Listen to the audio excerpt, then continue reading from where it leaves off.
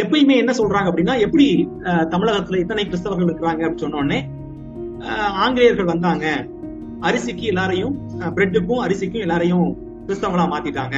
ஆங்கிலேயர்கள் வந்த பின்பாக தான் இங்க கிறிஸ்தவமே வேரூன்றி வந்தது அப்படின்னு சொல்லி ஒரு பொதுவான ஒரு கூற்று, இல்ல ஒரு பொதுவான ஒரு விஷயம் எல்லார் மைண்ட்லயும் இருக்கும். மற்றவர்கள் கிறிஸ்தவர்களை பார்க்கும்போது அப்படி ஏளனமாக சொல்வதும் உண்டு. ஆனால் உண்மை அது அல்ல. எப்போ கிறிஸ்தவம் தமிழகத்துக்கு வந்த சைட்ல வந்துச்சுன்றது தெரிஞ்சுக்கிறதுக்கு இந்த காரியங்களை கொடுக்கப்பட்டிருக்கு. நீங்க திரையில பாருங்களேன், நமக்கு எல்லாருக்குமே தெரியும், செயின்ட் தாமஸ் ஆண்டவராய் இயேசு கிறிஸ்துவுடைய சீடர். அவர் அன்றைக்கு இந்தியான்ற ஒரு நாடு இல்ல, பல்வேறு பகுதிகளாக பிரிந்திருந்தது. அதனாலதான் நான் சவுத் மட்டும் அங்க போட்டிருக்கேன்.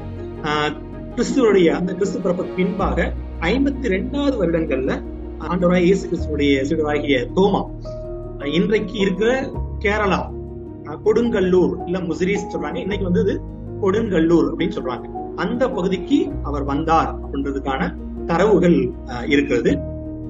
இன்னும் நம்ம கொஞ்சம் அதிகமா அதை பற்றி பேசணும்னு சொன்னா, இன்னைக்கு இருக்கிற சிரியன் கிறிஸ்டியன்ஸ் இல்லைன்னா என்ன சொல்லுவாங்கன்னா மார்த்தோமைட்ஸ் சொல்லுவாங்க. மார்த்தோமைட்ஸ் இந்த கிறிஸ்தவர்கள்லாம் அவங்களுடைய ஒரிஜினாலிட்டியை ட்ரேஸ் பண்ணி போனாங்கன்னா அவங்க இந்த செயின்ட் தாமஸ் அவர்களுடைய வழிவந்தவர்கள் அப்படின்னு சொல்லி அவங்களை அடையாளப்படுத்திக் கொள்வாங்க. சோ செயின்ட் தாமஸ் கிறிஸ்து பிறந்த பின்பாக 52ஆம் வருடங்கள்லயும் கேரளா பகுதியில் உள்ள கொடுங்கல்லூர் என்ற பகுதிக்கு வந்ததாக வரலாற்று தரவுகள் நமக்கு உறுதிப்படுத்துது. கிறிஸ்துவுக்கு பின்பாக 72ஆம் வருடத்துல அந்த வருடங்கள்ல அவர் இரத்த சாட்சியாக மரித்தார். செயின்ட் தாமஸ் மவுண்ட் சென்னைல மரித்தார் அப்படின்னு சொல்லி நமக்கு வரலாற்று சான்றுகள் உறுதிப்படுத்துது. அவர் அடக்கம் பண்ணப்பட்ட இடம் அப்படின்றது நமக்கு எல்லாருக்குமே தெரியும். இன்னைக்கு சென்னையில இருக்க சாந்தோம் சர்ச் சொல்றோம் இல்லையா, அந்த இடத்துலதான் அவர் அடக்கம் செய்யப்பட்டார் சொல்லி சான்றுகள் நமக்கு இருக்கின்றது. சோ 52ஆம் வருடத்துல வர்றார், அவருடைய பணிகளை முடிக்கிறார். 72ஆம் வருடத்துல அவர் இரத்த சாட்சியாக கொலை செய்யப்படுகிறார் அப்படின்னு சொல்லி சான்றுகள் இருக்கு.